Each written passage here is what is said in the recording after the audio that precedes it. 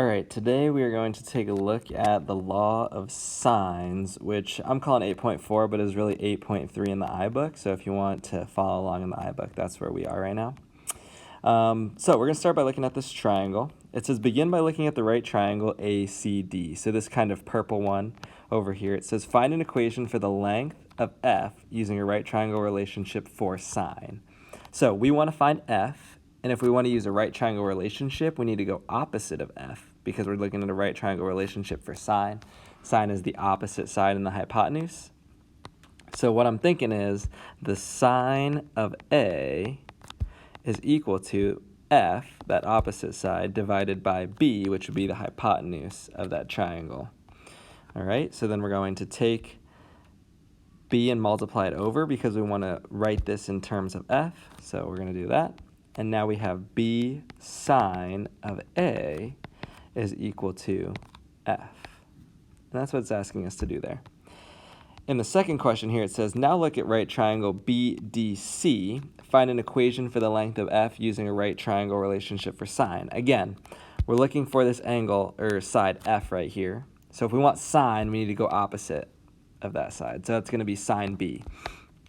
So we come down here and we say sine of B is equal to f divided by, this time we're looking at A as the hypotenuse of BDC. So we're going to go A right here, and then we multiply the A over because we want it in terms of f. So we're going to go A sine of B is equal to f. Beautiful. Now that we know two different equations for f, what can we do with these equations? Well, we have two equations set equal to the same thing. So that means, by a transitive property, those two equations are equal to each other. So we can say A sine of B is equal to B sine of A. And there it is, set equal to each other. It says rewrite equation in 3 as an equality of two ratios. And this is the basis for the law of sines. So if I want to rewrite this into an equality of two ratios, ratios being some value x divided by y is a ratio, what that's really asking us to do is to move the A and move the B to their other side. So how are we going to do that? Well, on the left side, we would want to divide by A because we want to move it over to here. And on the right side, we want to divide by B because we want to move it to the other side as well. So what's this going to do? A's would cancel, B's would cancel. And in the end, what do we have? Once all of those things cancel, we have the sine of B divided by little b is equal to the sine of angle A divided by little a, which is side A. Right? And that's the basis for the law of sines. Okay? On your own time, what I want you to do is try 4. It says draw the altitude or height of triangle A to side A. So from angle A right here over to side A, you draw in that altitude right here, which is the height of that triangle. And then we're going to label it H. All right, and then I want you to go through that same process we just did for 1, 2, and 3 right here.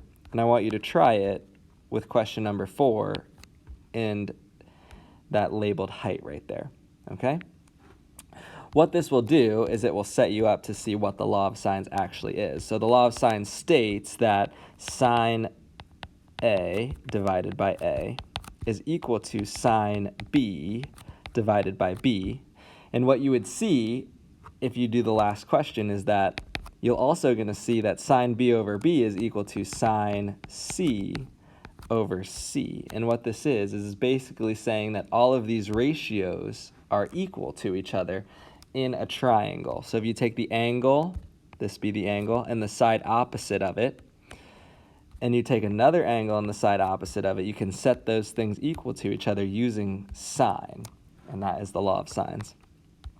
One thing to note is that you only use the law of sines, so only use, with, you have things like angle, angle, side is an option that you can have for law of sines. You could also have angle, side, angle should work as well. Angle, side, angle should work. Yes. And then the last one that should work is the forbidden triangle inequality. Angle, side, side. Okay, so those three triangle similarity properties should work for law of sines. So let's take a look at example 1. It says given angle C is 64 degrees and angle B is 78 degrees and side C is 12, find the length of B. So if we're taking a look at this one, we have an angle C. We also have the angle right next to it, angle B. And then we have the side that goes with C. So this is an example of angle, side. So then we're here, and we're going sine of 64 over 12 is equal to sine of 78 over B, which is what we want to find. If we're going to do this mathematically, we need to cross multiply here. So that would come out to B times the sine of 64 is equal to 12 sine of 78. And then to solve for B, we need to divide the sine of 64 to the other side. And then that would give us B. And then really this is just a big graphing calculator question. All right, make sure that your mode is in degrees because we're working with degrees here. So then I would say 12 times the sine of 78 getting divided by sine 64. That would give me 13.06 for the length of side B. All right. This next question, example 2, says solve triangle ABC, which means find all missing parts. All right, so I look at this thing and I'm like, okay, this is an example of side-side angle, which means that we can use the law of sines here. Specifically, we have sine B, so sine of 82, divided by its side opposite, so 15. That means we can find, with this 13, angle A up here. So we're going to say is equal to sine A divided by 13. And instead of cross multiplying, this question is just multiply by 13 because we want to get that sine A isolated so that we can solve for it. So 13 sine 82 divided by 15. Let's grab Desmos for that. So 13 times the sine of 82 divided by 15 would give us 0.858 is equal to sine A. Because we're in the middle of the problem, try to round less here at this section. And then to solve for A in this problem, we need to take the inverse sine of both sides. So that inverse sine and sine cancel, and we're just left with A. If I'm typing this into my calculator, it's kind of nice in Desmos. I can just go to function, inverse sine, and look, it will just grab the inverse sine of that whole thing, which shows me 59.1 degrees for angle A. After we find angle A, now that we have two angles of this triangle, right, angle C is actually the next easiest thing to find.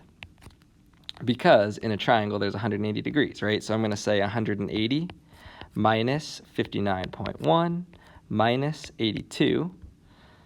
So that'll be 180 minus 59.1 minus 82. Shows me that angle C is equal to 38.9 degrees. And then now that I know this angle, 38.9 degrees, I can use it to find that opposite side. And now I can use either B or A. I like B because it's more of an exact answer. We didn't have to round it all to get B. So I'm going to use B to find side C. So we know that the sine of 38.9 divided by that unknown side, side C, is equal to, and then sine of 82 divided by side B, which I believe was 15. Yeah, 15. And again, we cross multiply here to solve this one. So this is C sine 82 is equal to 15 sine 38.9. divide that sine of 82 to the other side with cross multiplication, or sorry, after the cross multiplication. And then I'm just going to type that in right here. Let's see if I have enough space. Yeah. So this is 15 sine 38.9 divided by sine 82. And again, you should practice these in your calculator so that you know how to do them in your calculator. 9.5, we could say 5.1, that's good. 9.51 is the length of side C. Perfect. And then that is everything to that triangle, right? We found angle A, which was missing. We found angle C, which was missing. And then we found that last side, which is 9.51. And there it is. All the missing parts of that triangle now solved for. Okay. Last example for today is finding the area of this triangle. Area doesn't necessarily use law of sines, but it uses a sine ratio. So what we're going to do is we're going to remember the area of a triangle here, right? Area of a triangle is area equals 1/2 base times height. The height is not drawn in here. We know this angle, and if we want to use sine, I'm telling you we need to draw in this height right here, because that would give us the opposite side to this angle, and sine is all about the opposite side, right? So we can now find the height of this triangle even though it's unknown, right? We can say the sine of 34 degrees is equal to the opposite side h divided by the hypotenuse, which over here is 7. We multiply the 7 over, and now you can see that 7 times the sine of 34, so 7 sine 34 gives us the height of 3.914. Again, we're in the middle of a problem, so try to round as little as possible here. Now we can plug this into our area equation. We also know the base of the triangle from our height. We can plug that into B. So area equals 1/2 times 12 times that 3.914. And again, I'm going to just keep that exact in my calculator. So I'm going to go 0.5 for half times 12 times my exact value for h right there. So my area is equal to 23.49, and then that would be units squared because we're talking about area. And there's my area equation. Okay, that's all I need this calculator for. So, what are the triangle area formulas here? Triangle area formulas are as follows. So there's 3 different ones: area, area, and area. The key thing to note about these triangle area formulas is that only use them when you have an angle, when you have a side, an angle, and a side. So 2 sides surrounding one angle there. All right, that is what we use this area formula for. So it would be 1/2, and then if we had side A and side C, we would need the sine of the angle between A and C, that would be B. So then you can kind of see how the rest of these are going to go. If we had 1/2 A times B, the angle in the middle of those 2 sides would be angle C. And then the last one would be 1/2 B times C, and the angle that would be in the middle of those would be A. Okay, so there are your 3 triangle area formulas. All right, that's really it for the notes. If you have any questions, just let me know. I think I might have said something right up here that wasn't true. Let's double check this. When can we use law of sines? Angle, side, angle. If we drew a triangle here, if we had angle A and angle B and the side in the middle. Yeah, that's not going to work. We would need angle, angle, and then this side, which we know. Angle, angle, side. And then, so angle, side, angle actually does not work for law of sines. That's my bad. So just these 2.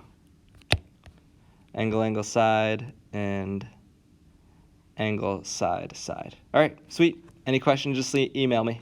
Have a great day.